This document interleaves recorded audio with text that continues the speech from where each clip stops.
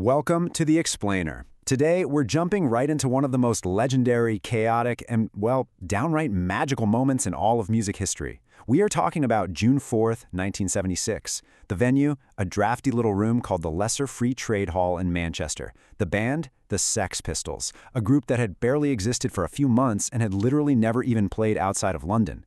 We're going to explore how a single, sub-30-minute performance didn't just entertain a crowd, but sparked an absolute revolution in modern music. But before we get to the music, 40. That is the estimated number of people actually in the crowd that night. Think about that for a second. Somewhere between 30 and 50 souls total. Fewer than 50 people in the room for a gig that is universally cited as the absolute genesis of British punk and indie music culture. You know that old saying, history is written by the victors? Well, as this quote beautifully captures, the history of this massive cultural shift was written by about 40 people in a drafty room in Manchester. The sheer statistical improbability of what went down in that tiny, uncomfortable space is just mind-boggling. I mean, how could so few people trigger something so massive?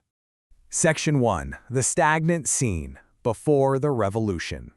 And this brilliantly illustrates exactly why this gig mattered so much. We really have to look at the grim, kind of inaccessible reality of 1976 Manchester. Culturally, it felt locked away for young people. Locals often described it as black and white and pretty bleak. The music industry itself? Basically a locked fortress. Before June 4th, what did you need to make music? You needed immense skill. You needed years of formal training. And most importantly, you needed industry approval. The UK scene was completely dominated by polished rock bands playing incredibly long, complex, virtuosic songs. It was untouchable. But after June 4th, the entire paradigm flipped.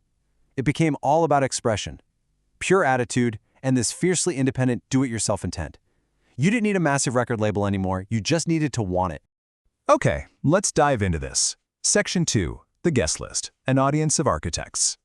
Because here is where the story shifts from just being an anecdote about a loud concert to becoming an absolute cornerstone of music history. You see, the magic of that night wasn't the size of the crowd. It was exactly who was standing in that room. The mind-blowing concentration of unknown kids who are about to become music royalty is just staggering. Scanning that tiny crowd was literally like reading the liner notes for the most influential records of the next decade.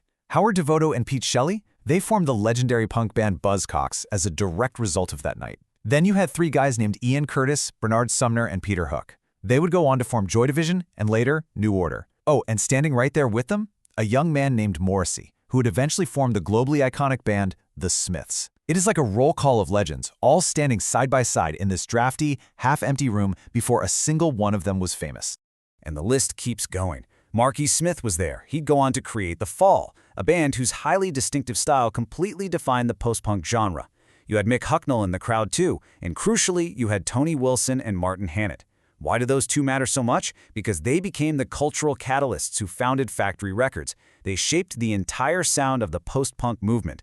These guys didn't just start bands, they built an entire ecosystem that completely bypassed the traditional, London-centric music industry.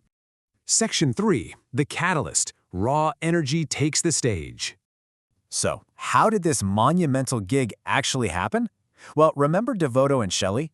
After seeing the Sex Pistols play down in London, they realized they didn't just want to be fans anymore, they wanted to participate. Now, Manchester didn't even have a dedicated punk venue, so, true to that DIY spirit, they took matters into their own hands and booked the Pistols themselves at the Lesser Free Trade Hall. And when the band actually took the stage, it wasn't a musical triumph in the traditional sense. It was loud, it was messy, it was undeniably aggressive. There were no long solos here, folks, no technical show-offs. It was a total 180 from the polished rock of the era. Led by Johnny Rotten, the band just blasted through short, fast, angry songs breaking absolutely every rule in the book. It was pure, unfiltered, raw energy, and it hit that tiny audience like a shockwave. It wasn't about sounding perfect. It was an explosive attitude adjustment for every single person watching. The crucial impact of that shockwave is captured perfectly by Peter Hook's reaction. He's standing in that room, watching this chaotic, unpolished mess unfold on stage, and he has a profound realization. He just says, I could do that. And honestly, this is the emotional pivot of our entire explainer today. That unpolished, messy performance totally shattered the illusion that you had to be a virtuoso to step on a stage. It proved that passion and intent were far, far more important than technical perfection. Now, what's really interesting about this slide is how it illustrates the secret of punk. It's simply the realization that anyone can do it. The story goes that after the show, a young Ian Curtis approached Pete Shelley and asked him for the secret to making that kind of music. And Shelley's answer was almost comically simple. The secret was just doing it. Anyone can do it. The democratization of music had officially arrived right there in that room. You just didn't need permission anymore. Let's move to Section 4 and see how this builds. The shockwave echoes of a subculture. Because that realization that anyone could make music, it didn't just fade away when the venue cleared out. It triggered a massive, rapid chain reaction that forever altered the cultural landscape of the UK and eventually the entire world. Just track the immediate ripple effect here. Literally, the very next day after the gig, Peter Hook goes out and buys his first bass guitar. The months that follow see an absolute explosion of creativity, as this next generation of bands, the Buzzcocks, Joy Division, The Fall, all begin to form. By the time July rolls around and the Sex Pistols return to Manchester for a follow-up show, the energy has completely shifted. The crowd is growing, the buzz is intensifying, and that DIY ethic has spread like wildfire, ultimately leading to the birth of independent labels and a global subculture that influenced everything from 80s indie rock all the way to the massive reach of acts like Nirvana. Which brings us to a final and I think very powerful question for you all. Who is in your room? And where is your lesser free trade hall? Half a century later, this gig remains the ultimate touchstone for the power of subculture. Major cultural shifts almost never start with massive stadium tours or huge corporate backing. They start in small, uncomfortable rooms with a handful of people who are suddenly and irrevocably changed by the possibility of something new. You don't need a massive audience to make history. You just need the right people in the right room at exactly the right time. So, look around you, because the next revolution might already be happening somewhere small. Thanks so much for joining me on this explainer, and keep looking for your own catalyst.